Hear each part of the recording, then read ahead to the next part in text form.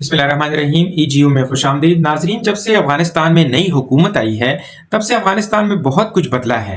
यानी कि अफगानिस्तान ने अपने मफाद में बहुत सारी तब्दीलियां वो लेकर आए हैं और उसका नतीजा ये है कि अफगानिस्तान में अमन कायम हुआ है। और अफगानिस्तान में एक रिपोर्ट के मुताबिक 200% तकरीबन जो बम धमाके हैं वो ख़त्म हो चुके हैं। और जो अफगानिस्तान में आखिरी धमाका हुआ था वो मार्च में हुआ था, यानी कि 3 महीने से वहाँ पर कोई छोटा बड़ा धमाका नहीं हुआ। ये तो अमन के हवाले से हैं। तो दुनिया की जो रिपोर्ट्स हैं थिंक टैंक्स की, तो वो ये बताती हैं कि अफगानिस्तान में अमन कायम हुआ है और नई हुकूमत ने बहुत कोशिश की है अमन को रिस्टोर करने में। दूसरी चीज़ जो वहाँ पर हुई है वो ये कि अफगानिस्तान एक खुद मुख्तार मुल्क बना है। यानी कि अमेरिका का जब अफगानिस्तान पर तसल्लुत था, जब वहाँ पर अशरफ गनी और हामिद करज़ई की हुकूमत थी, तो वो एक कठपुतली हुकूमत थी, अमेरिका के इशारों पर नाचने वाली, क्योंकि फंड्स उनको वहाँ से मिलते थे और अमेरिका ने ही उनको इंस्टॉल किया हुआ था। तो इस वजह से वो अमेरिकी इशारों के बगैर कुछ ज़्यादा कर नहीं सकते थे। यानी कि अफगानिस्तान एक खुद मुख्तार मुल्क नहीं था। लेकिन अब अफगानिस्तान ने किसी हद तक अपनी खुद मुख्तारी सोवरेनिटी को बहाल किया है।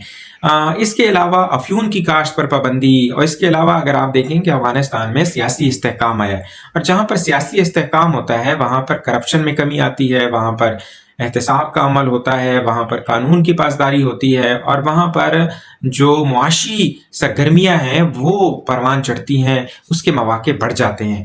और इसका नतीजा फिर ये भी निकला है अफगानिस्तान में अब सियासी इस्तेहकाम का कि अफगानिस्तान के बैरूनी दुनिया के साथ जो ताल्लुकात हैं, खसूसी तौर पर जो हमसाया मुल्क हैं पाकिस्तान के अलावा, चीन के साथ, ईरान के साथ, इंडिया के साथ, सेंट्रल एशियन स्टेट्स के साथ और ख़ास तौर पर रूस के साथ उनके बड़े अच्छे ताल्लुकात कायम हुए हैं। तो जो रीसेंट डेवलपमेंट है वो ये कि इससे पहले मैं आपको ये बताऊं कि जब अमेरिका अफगानिस्तान से निकला और नई हुकूमत वहाँ पर आई, तो रूस उन चंद मुल्कों में शामिल था जिन्होंने अपना सिफारत खाना वहाँ पर कायम रखा, यानी कि सिफारती अमले को वापस नहीं बुलाया। तो उनका सिफारत खाना फ़ाल रहा, चीन की तरह। चीन ने भी अपना सिफारत खाना वहाँ पर फ़ाल रखा। तो इसके बाद कुछ अरसे बाद रूस ने बाकायदा तौर पर अफ़गानिस्तान की नई हुकूमत को तस्लीम किया। और अब जो रिसेंट डेवलपमेंट है वो ये है कि अफ़गानिस्तान के वज़ीर दिफ़ा रूस में एक सिक्योरिटी कॉन्फ्रेंस में गए और उन्होंने रूस से कहा कि आप हमें एयर डिफेंस सिस्टम दे दें। एयर डिफेंस सिस्टम का क्या मतलब कि जो आपका फ़िज़ाई दिफाई निज़ाम जिसको कहते हैं, कि वो हमें दे दें, इसकी हमें ज़रूरत है। और शायद उन्होंने ये ज़रूरत इसलिए भी महसूस की क्योंकि कुछ महीने पहले रमज़ान में पाकिस्तान ने अफ़गानिस्तान पर कुछ फ़िज़ाई हमले भी किए थे, एयर स्ट्राइक्स की थी। तो शायद उन्होंने ये ज़रूरत महसूस की कि अफ़गानिस्तान की फ़िज़ा का हमने दिफा करना है। तो रूस वो वाहिद ऑप्शन है, चीन भी हो सकता है लेकिन रूस ज़्यादा अहम मुल्क है, क्योंकि रूसी जो टेक्नोलॉजी है या डिफेंस के हवाले से वो ज़्यादा मौसर भी है और ज़्यादा महंगी भी नहीं है। और अफ़गानिस्तान की हुकूमत के साथ रूस के अच्छे ताल्लुकात भी हैं।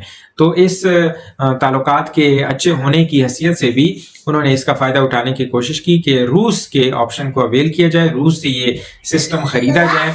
और तो इस वजह से अब जो है हो सकता है कि आइंदा चंद महीने में अफ़गानिस्तान में रूसी दिफाई निज़ाम वो नाफिज हो जाए, यानी कि रूसी फ़िज़ाई दिफाई निज़ाम नाफिज हो जाए या उसको वो बहाल किया जाए, वो सारा सिस्टम, वेपन सिस्टम अफ़गानिस्तान लाया जाए। तो उसका किसी हद तक अफ़गानिस्तान को फ़ायदा होगा और अफ़गानिस्तान जो है वो कॉन्फिडेंट होगा कि हमारी फ़िज़ाई जो सरहदें हैं उसका दिफा अफ़गानिस्तान करने के काबिल हो गया है। तो ये एक अफ़गानिस्तान के हवाले से एक तसल्ली बख्श डेवलपमेंट है जो कि मैंने सोचा कि आपके साथ शेयर करूं।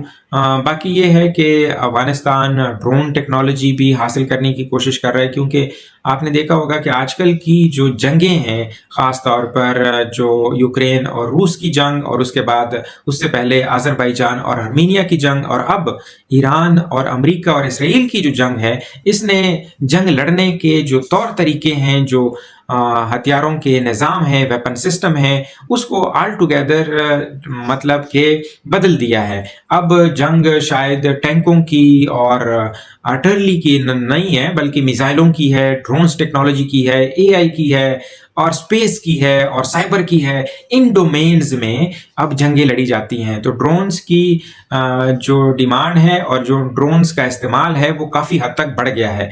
تو اب اس کے لیے ایک تو یہ ہے کہ آپ کے پاس اوفینسو پرپز کے لیے بھی ڈرونز ہوں، اور اس کے علاوہ یہ کہ آپ کے پاس ایئر ڈیفنس سسٹم بھی مضبوط ہونا چاہیے تاکہ آپ دشمن کے جو ڈرونز ہیں اس کا بھی مقابلہ کر سکیں۔